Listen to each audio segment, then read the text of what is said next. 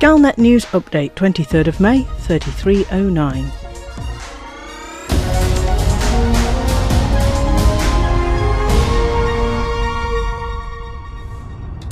Hello and welcome to the Aegis public broadcast.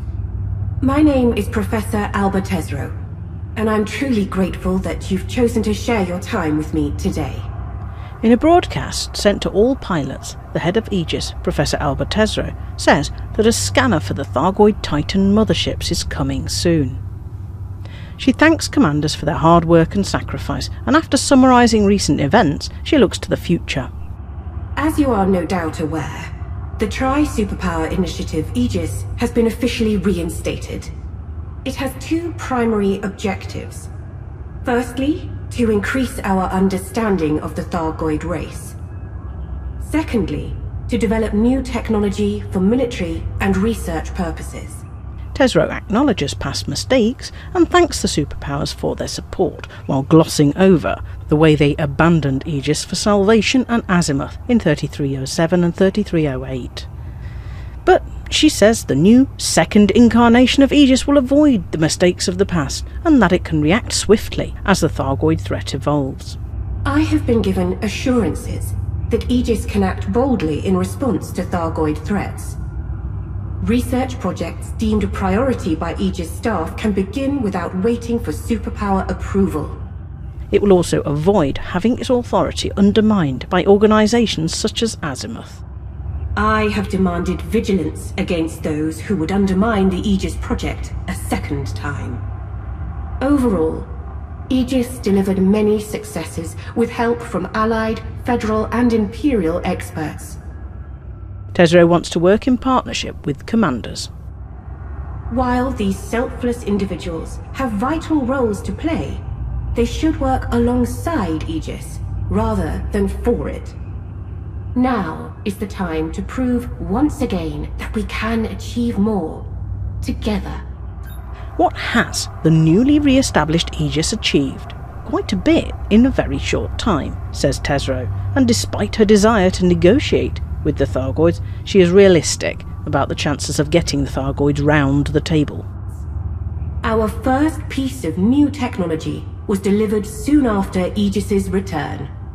The Caustic Sync launcher is available to pilots, extending ship operation time in dangerous areas.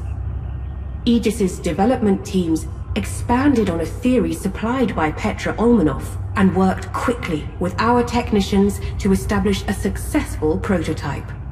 More recently, brave pilots exploring Thargoid maelstroms have access to a pulse neutralizer.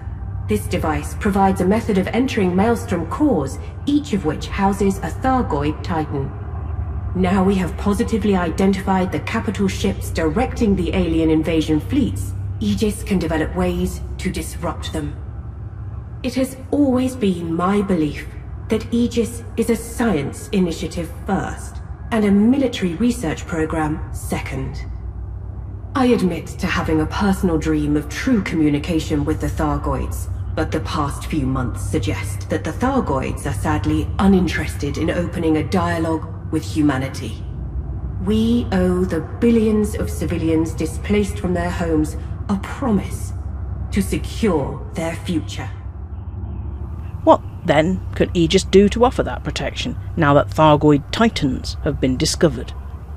The first step is to gather information about these huge motherships. Therefore, we are working closely to modify the Xeno Scanner designed by Professor Palin. Aegis technicians are seeking ways to adapt this design to provide meaningful data on the Titan. I'm confident we'll announce further details soon. The Thargoid tactics are evolving rapidly.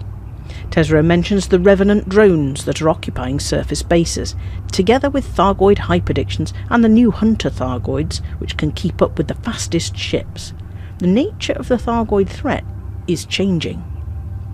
Tesreau pledges to use Aegis science to anticipate what the Thargoids will do next. The danger is evolving, and Aegis must focus on anticipating further developments before our forces are caught by surprise. Tesreau signs off with a thank you and with optimism.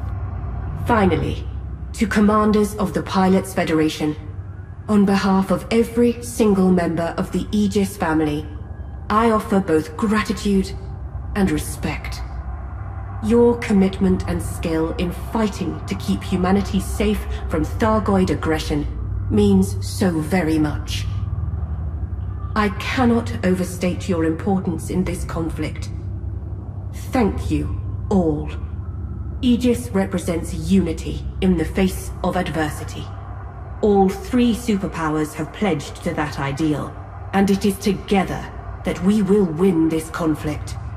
I look forward with determination and hope.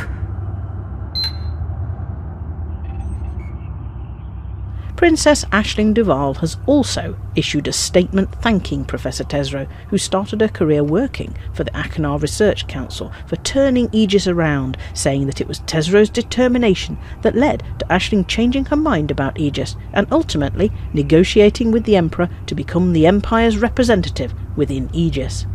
And she echoed Tesreau's thanks to those who have fallen, who have made the ultimate sacrifice. "We have," she said, "much work to do to protect those we care for."